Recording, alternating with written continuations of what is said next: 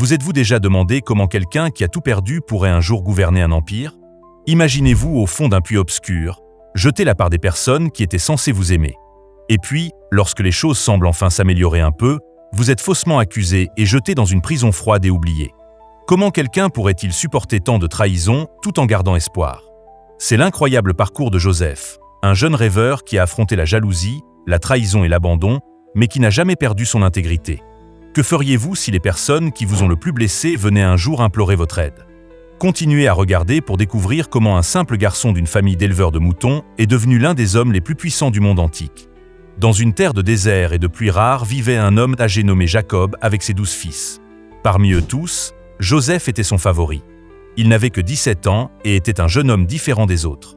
Tandis que ses frères aînés passaient leur journée dans les champs à s'occuper des troupeaux de la famille, Joseph restait plus proche de son père. Jacob ne cachait pas sa préférence pour ce fils. Il alla jusqu'à faire confectionner un vêtement spécial pour Joseph, coloré et magnifique, différent des habits simples que tout le monde portait à cette époque. Imaginez ce que ressentaient les autres frères en voyant cette scène chaque jour. À chaque sourire que le père adressait à Joseph, la jalousie grandissait dans le cœur des autres fils. Pour aggraver la situation, Joseph faisait des rêves. Pas des rêves ordinaires, mais des rêves qui semblaient être des messages particuliers. Un matin, il se réveilla agité et alla les raconter à ses frères. « Écoutez, j'ai rêvé que nous étions tous dans le champ à lier des gerbes de blé. Soudain, ma gerbe s'est dressée, et vos gerbes se sont inclinées autour de la mienne, comme si elles se prosternaient devant moi. » Ses frères le regardèrent avec colère. « Tu penses que tu vas régner sur nous? Tu crois que tu seras notre roi ?» Leur colère ne fit qu'augmenter lorsque, quelques jours plus tard, Joseph raconta un autre rêve. « Le soleil, la lune et 11 étoiles se sont inclinés devant moi. » Même son père le réprimanda cette fois. « Que insinues-tu? Que ta mère, tes frères et moi nous prosternerons jusqu'à terre devant toi. » Pourtant, Jacob garda ces paroles dans son cœur, réfléchissant à ce qu'elles pourraient signifier. Un jour, les frères de Joseph s'occupaient des troupeaux loin de la maison.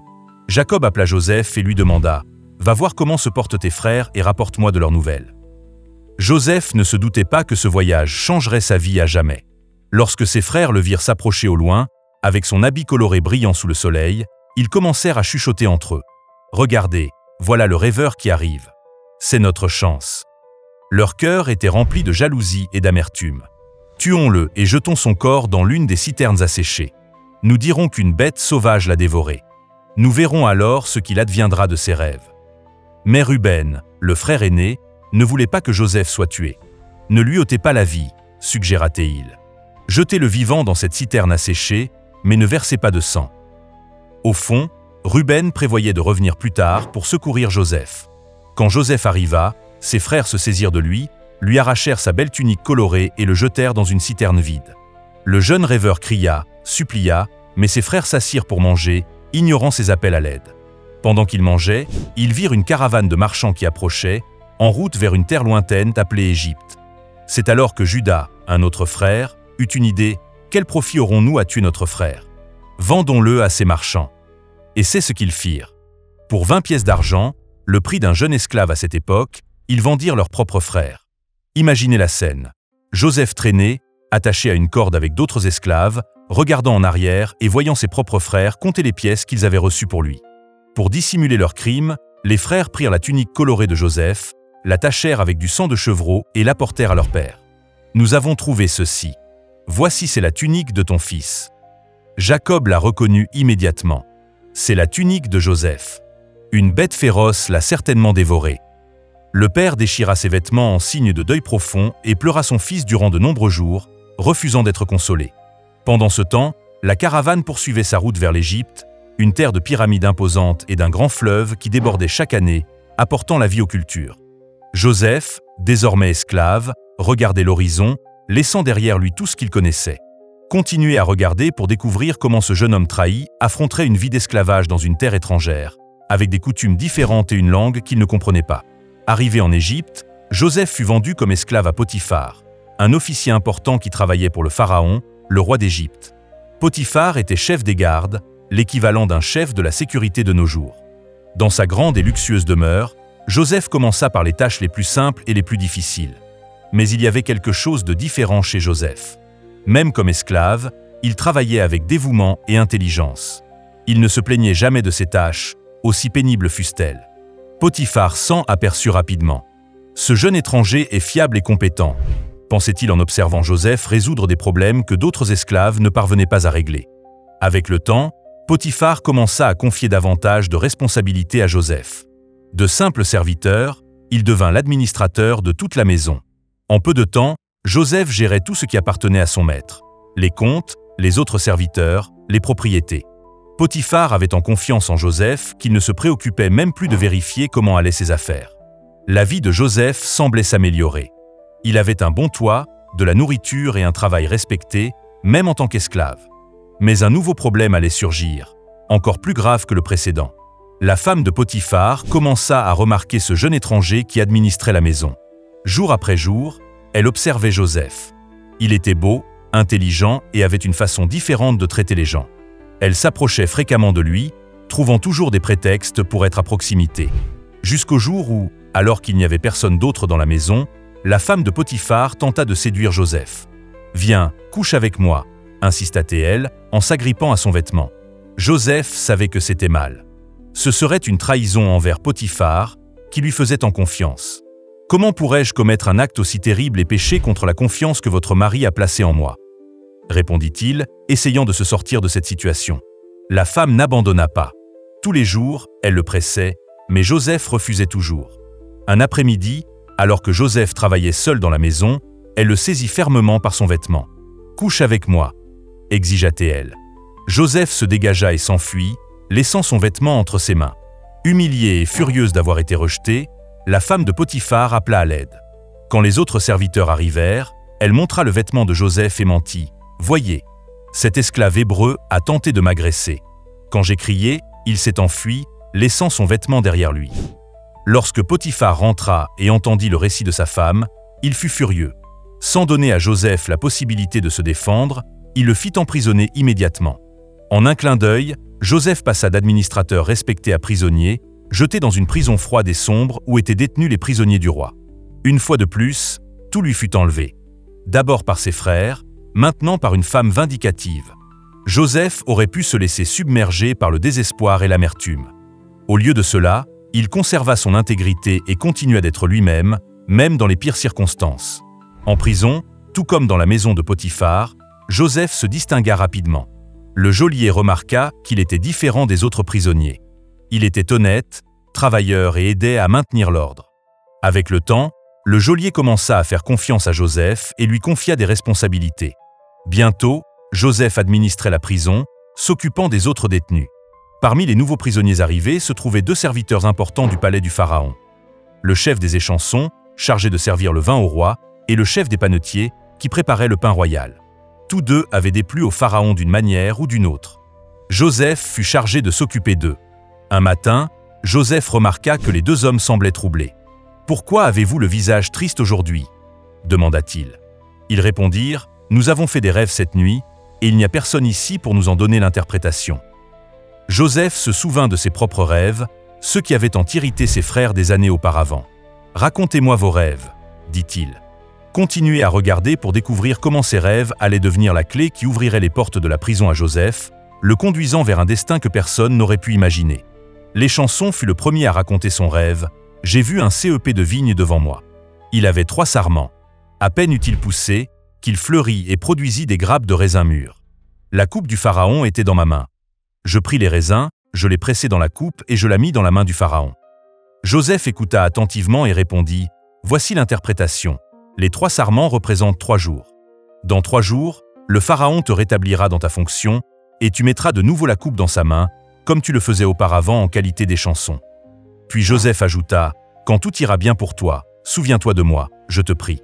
Mentionne-moi auprès du pharaon et fais-moi sortir de cette prison, car j'ai été enlevé du pays des Hébreux, et ici même, je n'ai rien fait pour mériter d'être mis dans cette prison. » Encouragé par cette interprétation, le panetier raconta aussi son rêve. « J'avais 3 corbeilles de pain blanc sur la tête.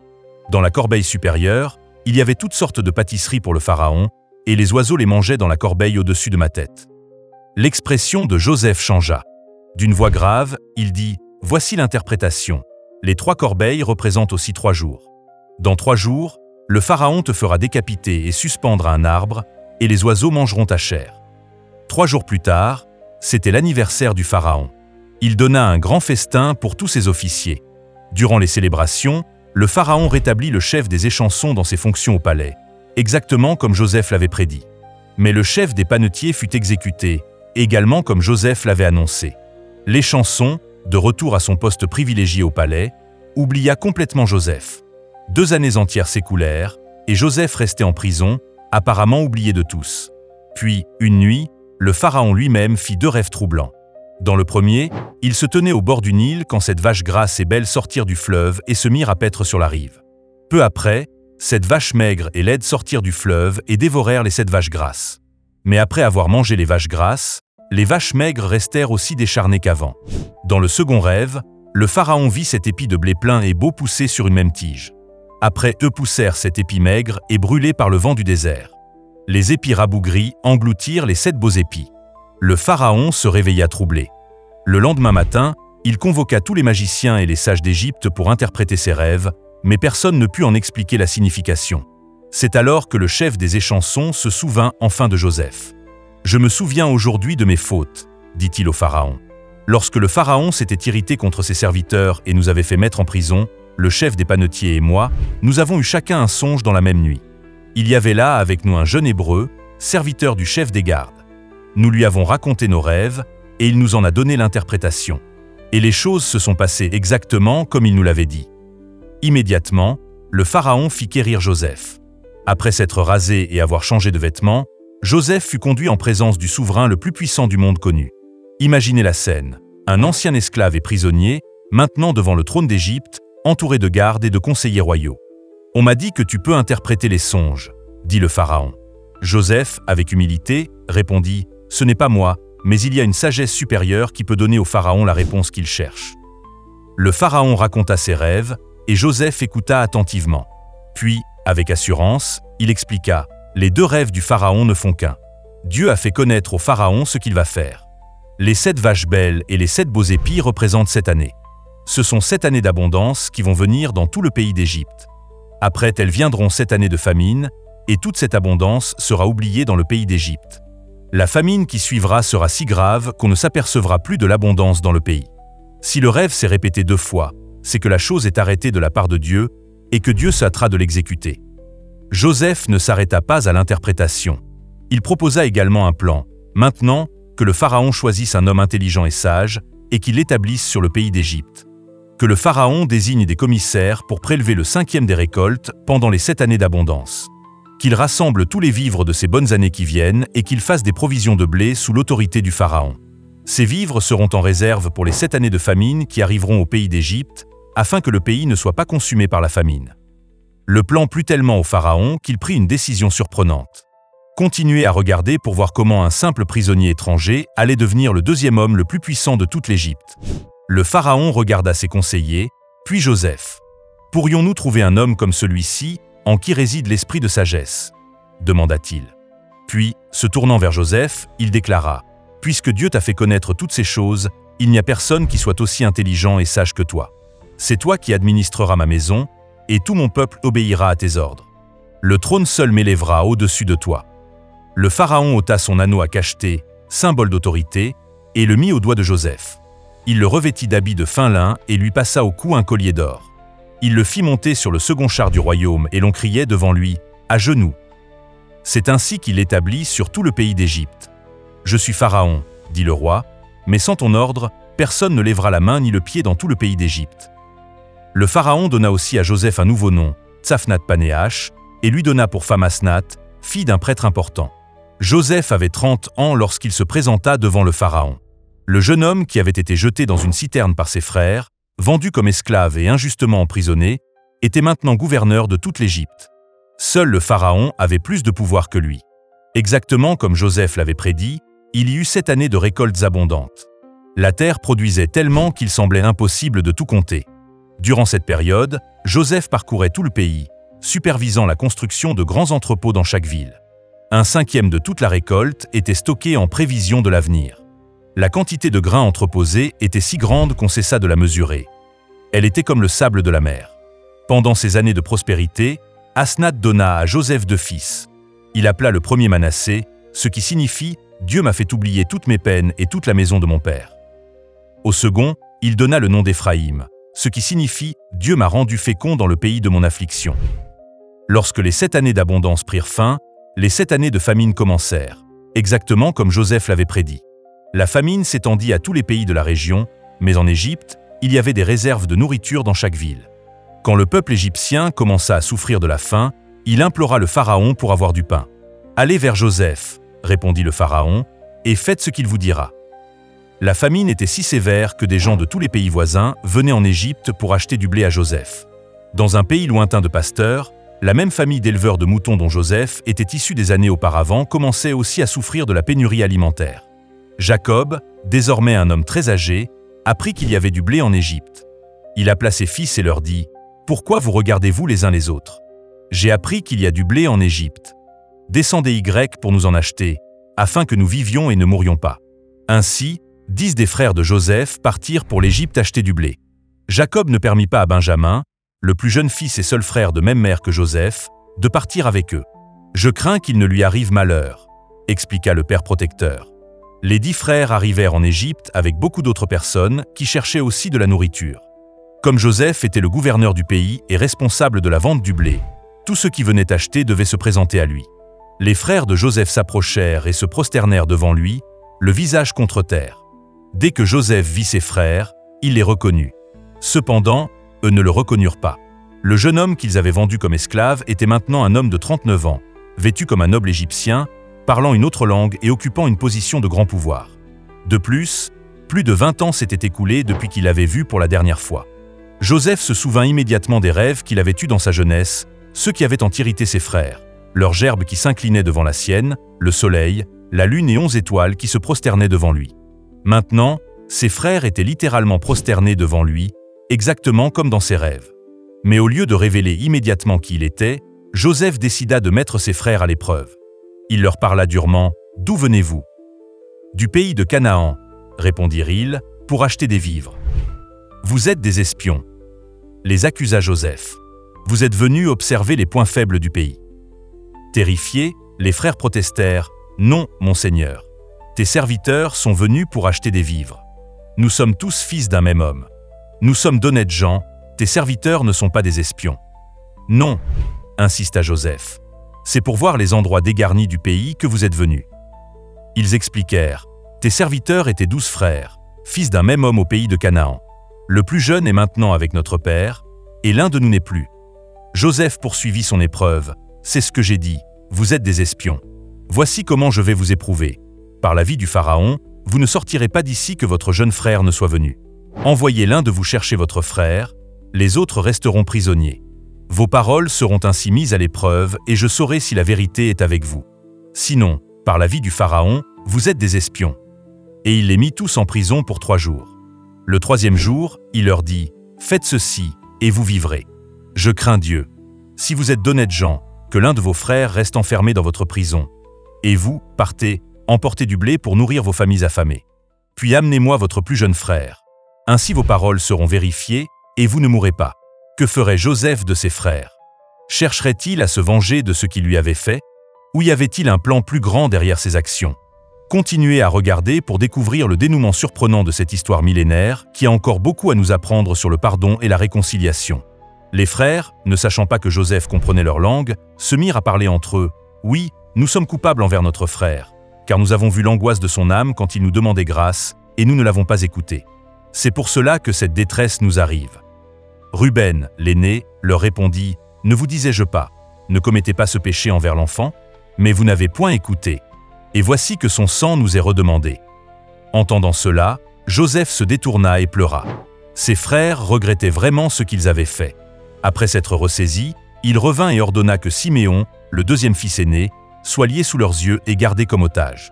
Joseph donna l'ordre qu'on remplisse de blé leurs sacs, qu'on remette l'argent de chacun dans son sac et qu'on leur donne des provisions pour la route. À leur insu, il prenait soin d'eux, même en les mettant à l'épreuve. En cours de route, l'un des frères ouvrit son sac pour donner du fourrage à son âne, et il vit son argent à l'entrée du sac. « Mon argent a été rendu !» s'écria-t-il. « Le voici dans mon sac. » Le cœur leur manqua, et ils se dirent en tremblant les uns aux autres « Qu'est-ce que Dieu nous a fait ?» De retour auprès de leur père, Ils lui racontèrent tout ce qui s'était passé, notamment au sujet de Siméon, qui était retenu prisonnier, et de l'exigence de ramener Benjamin. En vidant leur sac, chacun trouva son sachet d'argent. Ils eurent tous peur, ainsi que leur père. Jacob se lamenta. « Vous me privez de mes enfants. Joseph n'est plus, Siméon n'est plus, et vous voulez prendre Benjamin. Tout cela tombe sur moi. » Il refusa de laisser partir Benjamin. « Mon fils ne descendra point avec vous. Son frère est mort, et lui seul reste. S'il lui arrivait malheur dans le voyage que vous allez faire, vous feriez descendre mes cheveux blancs avec douleur dans le séjour des morts. » Mais la famine était sévère dans le pays. Quand ils eurent fini de manger le blé qu'ils avaient apporté d'Égypte, Jacob dit à ses fils, « Retournez nous acheter un peu de vivres. » Juda lui rappela, « Cet homme nous a solennellement avertis. Vous ne verrez pas ma face, à moins que votre frère ne soit avec vous. » Finalement, après beaucoup de discussions, Jacob consentit à laisser partir Benjamin, non sans exprimer sa crainte et sa tristesse. « S'il faut que je sois privé de mes 2 enfants, que j'en sois privé, » dit-il, résigné. Les frères emmenèrent des présents, le double d'argent, pour rendre ce qui avait été trouvé dans leur sac, et Benjamin. Arrivés en Égypte, ils furent conduits à la demeure de Joseph. Voyant Benjamin avec eux, Joseph dit à l'intendant de sa maison, « Fais entrer ces hommes chez moi, tue un animal et prépare un festin, car ces hommes mangeront avec moi à midi. » Les frères eurent peur. « C'est à cause de l'argent qui a été remis dans nos sacs la première fois qu'on nous fait entrer, » pensèrent-ils. « On va se jeter sur nous, nous prendre pour esclaves, et s'emparer de nos ânes. » Ils expliquèrent à l'intendant l'histoire de l'argent retrouvé dans leur sac. Mais celui-ci répondit, « Soyez en paix, ne craignez rien. C'est votre Dieu, le Dieu de votre père, qui vous a donné un trésor dans vos sacs. Votre argent m'est parvenu. » Puis il leur amena Siméon. Lorsque Joseph arriva, ils lui remirent les présents et se prosternèrent à terre devant lui. Il leur demanda comment il se portait et dit, « Votre vieux père, dont vous m'avez parlé, est-il en bonne santé? Vit-il encore? Ton serviteur, notre père, est en bonne santé. Il vit encore, » répondirent-ils en s'inclinant à nouveau. En voyant son frère Benjamin, fils de sa propre mère, Joseph demanda, « Est-ce là votre jeune frère dont vous m'avez parlé ?» Et il ajouta, « Que Dieu te fasse miséricorde, mon fils. » Profondément ému à la vue de son frère, Joseph sortit précipitamment pour chercher un endroit où pleurer. Il entra dans sa chambre et y pleura. Après s'être lavé le visage, il sortit et, se faisant violence, il ordonna « Servez le repas ». On servit Joseph séparément et ses frères séparément. Les Égyptiens qui mangeaient avec lui furent aussi servis séparément, car les Égyptiens ne pouvaient pas manger avec les Hébreux, c'était une abomination pour eux. Les frères de Joseph s'assirent en sa présence, rangés selon leur âge, de l'aîné au plus jeune, ce qui les étonna. Joseph leur fit porter des mets de sa table, mais la portion de Benjamin était 5 fois plus grande que celle des autres. Après le repas, Joseph donna des instructions secrètes à l'intendant de sa maison, remplit de vivres les sacs de ses hommes, autant qu'ils en pourront porter, et met l'argent de chacun à l'entrée de son sac. Tu mettras aussi ma coupe, la coupe d'argent, à l'entrée du sac du plus jeune, avec l'argent de son blé. L'intendant fit ce que Joseph lui avait ordonné. Le lendemain matin, dès l'aube, on renvoya ses hommes avec leurs ânes. Ils étaient à peine sortis de la ville, encore à proximité, que Joseph dit à son intendant, « Lève-toi, poursuis ces hommes. Et, quand tu les auras atteints, tu leur diras, « Pourquoi avez-vous rendu le mal pour le bien? N'est-ce pas la coupe dans laquelle boit mon Seigneur, et dont il se sert pour deviner? Vous avez mal agi en agissant ainsi. » L'intendant les rattrapa et leur répéta ces paroles. Ils lui répondirent, « Pourquoi mon Seigneur parle-t-il ainsi? Loin de tes serviteurs la pensée d'avoir commis une telle action. Voici, nous t'avons rapporté du pays de Canaan l'argent que nous avions trouvé à l'entrée de nos sacs. Comment aurions-nous dérobé de la maison de ton maître de l'argent ou de l'or? Que celui de tes serviteurs, chez qui se trouvera la coupe, meure, et que nous devenions nous-mêmes les esclaves de mon Seigneur. » L'intendant dit, « Qu'il en soit selon vos paroles. Celui chez qui se trouvera la coupe sera mon esclave. Mais vous, vous serez innocents. » Chacun s'empressa de descendre son sac à terre, et chacun ouvrit son sac. L'intendant les fouilla, en commençant par le plus âgé et finissant par le plus jeune. Et la coupe fut trouvée dans le sac de Benjamin. Ils déchirèrent leurs vêtements, chargèrent leurs ânes, et retournèrent à la ville. Juda et ses frères arrivèrent à la maison de Joseph, où il était encore, et ils se prosternèrent en terre devant lui. Joseph leur dit, « Quelle action avez-vous faite? Ne savez-vous pas qu'un homme comme moi a le pouvoir de deviner? » Juda répondit, « Que dirons-nous à mon Seigneur? Comment parlerons-nous? Comment nous justifierons-nous? Dieu a trouvé l'iniquité de tes serviteurs. Nous voici esclaves de mon Seigneur, nous, et celui entre les mains de qui s'est trouvée la coupe. » Mais Joseph dit, « Loin de moi la pensée d'agir ainsi. L'homme entre les mains duquel la coupe a été trouvée sera mon esclave. Mais vous, remontez en paix vers votre père. » Alors Judas s'approcha de Joseph et fit un plaidoyer émouvant, expliquant combien leur père aimait Benjamin et comment elle serait dévastée si le jeune homme ne revenait pas. « Maintenant, je t'en prie, que ton serviteur reste à la place du jeune homme comme esclave de mon Seigneur, et que le jeune homme remonte avec ses frères. Comment pourrais-je remonter vers mon père si le jeune homme n'est pas avec moi? Ah, que je ne vois point l'affliction qui saisirait mon père. » À ce moment, Joseph ne put plus se contenir devant tous ceux qui l'entouraient.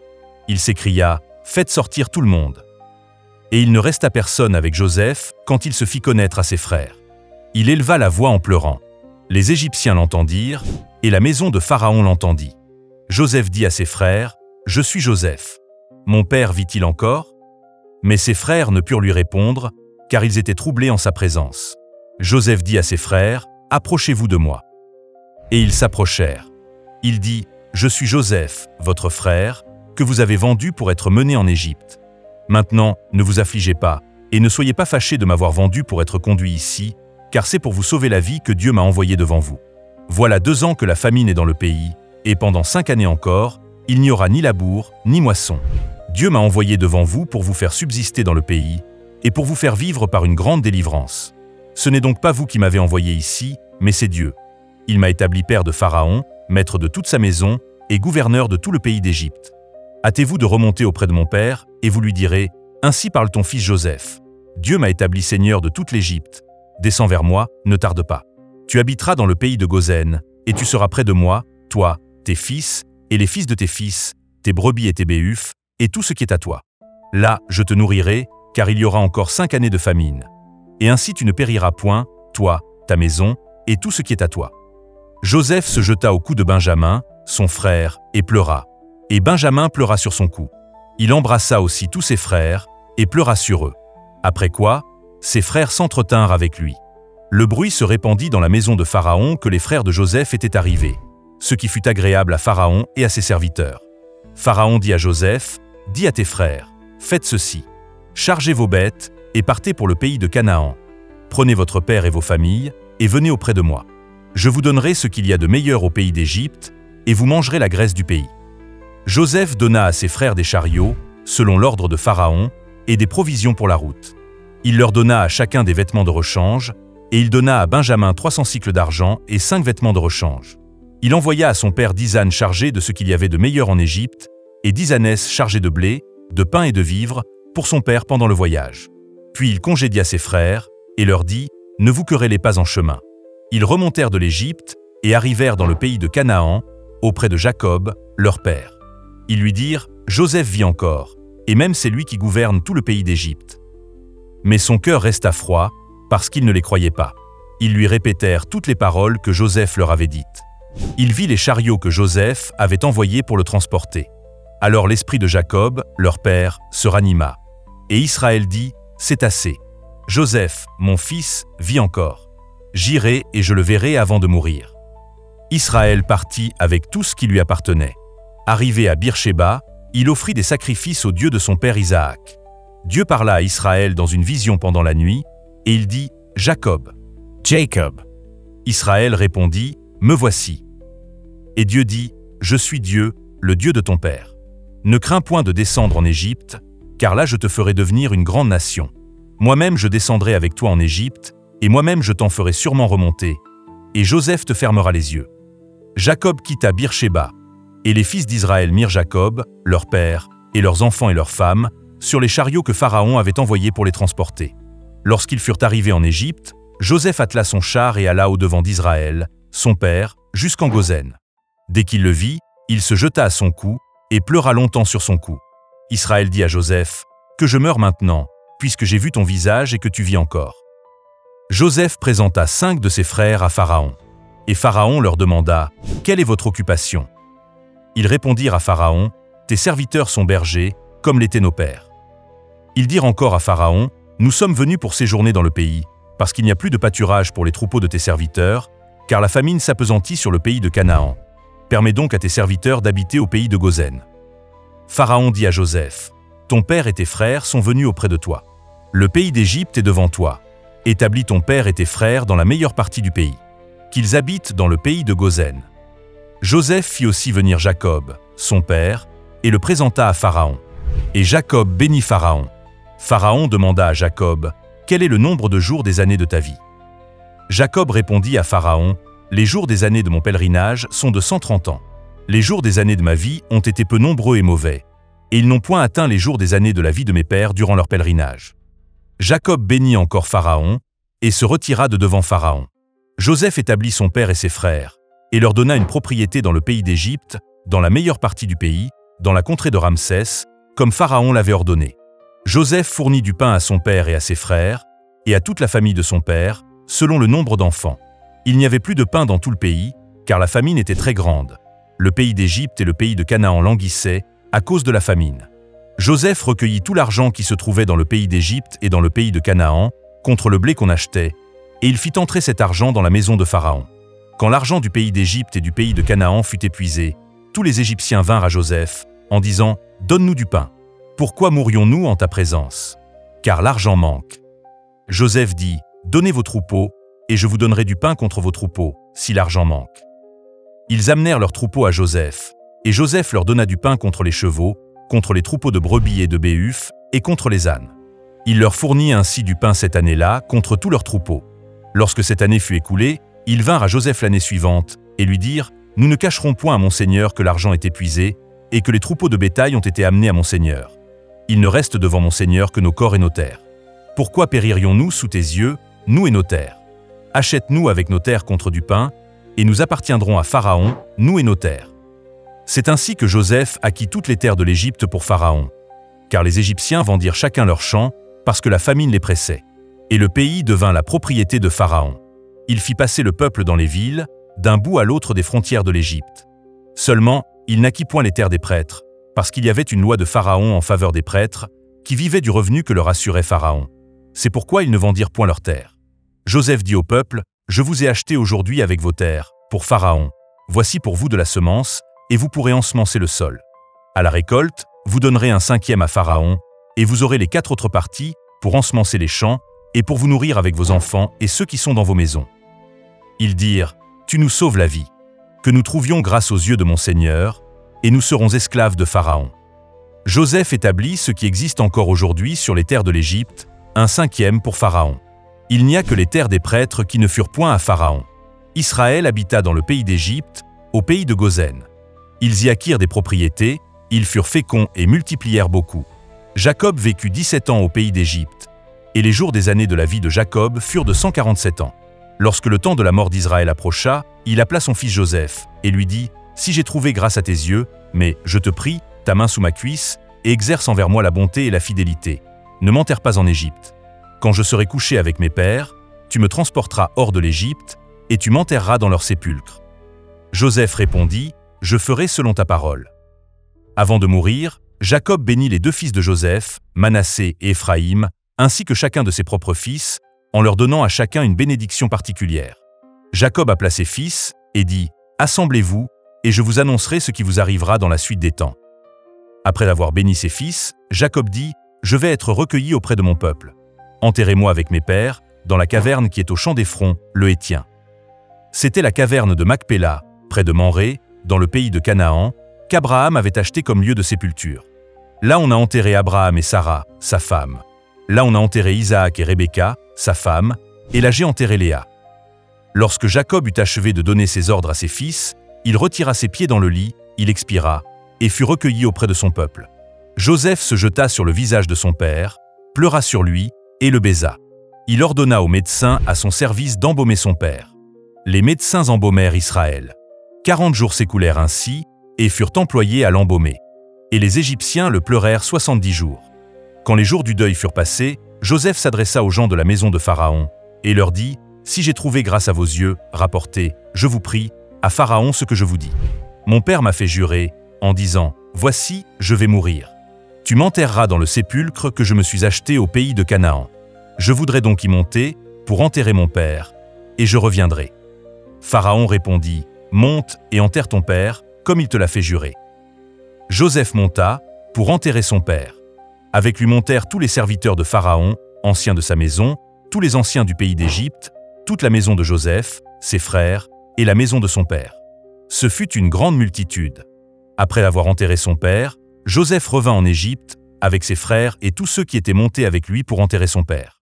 Quand les frères de Joseph virent que leur père était mort, ils dirent « Si Joseph nous prenait en haine et nous rendait tout le mal que nous lui avons fait. » Et ils firent dire à Joseph « Ton père a donné cet ordre avant de mourir. Vous parlerez ainsi à Joseph. Oh, pardonne le crime de tes frères et leurs péchés, car ils t'ont fait du mal. Pardonne maintenant le péché des serviteurs du Dieu de ton père. » Joseph pleura en entendant ces paroles. Ses frères vinrent eux-mêmes se prosterner devant lui et dirent « Nous sommes tes serviteurs. » Joseph leur dit « Soyez sans crainte, car suis-je à la place de Dieu? Vous aviez médité de me faire du mal. Dieu l'a changé en bien pour accomplir ce qui arrive aujourd'hui, pour sauver la vie à un peuple nombreux. Soyez donc sans crainte. Je vous entretiendrai, vous et vos enfants. » Et il les consola en parlant à leur cœur. Joseph demeura en Égypte, lui et la maison de son père. Il vécut 110 ans. Joseph vit les fils d'Éphraïm jusqu'à la 3e génération. Et les fils de Makir, fils de Manassé, naquirent sur ses genoux. Joseph dit à ses frères, « Je vais mourir. Mais Dieu vous visitera, et il vous fera remonter de ce pays-ci dans le pays qu'il a juré de donner à Abraham, à Isaac et à Jacob. » Joseph fit jurer les fils d'Israël en disant, « Dieu vous visitera, et vous ferez remonter mes os loin d'ici. » Joseph mourut, âgé de 110 ans. On l'embauma, et on le mit dans un cercueil en Égypte. Ce qui a commencé avec un garçon jeté dans une citerne s'est terminé avec un homme qui a sauvé des nations. L'histoire de Joseph nous enseigne que le chemin de nos vies suit rarement une ligne droite. Parfois, les moments les plus douloureux sont précisément ceux qui nous préparent à notre plus grand dessein. Au début de cette histoire, nous avons demandé ce que vous feriez si les personnes qui vous ont le plus blessé venaient un jour implorer votre aide. Joseph nous montre que le véritable pouvoir ne réside pas dans la vengeance, mais dans le pardon. Il avait entre ses mains l'opportunité de punir ses frères, de les faire souffrir comme il avait souffert. Au lieu de cela, il a choisi la réconciliation. Vous aviez médité de me faire du mal. Dieu l'a changé en bien.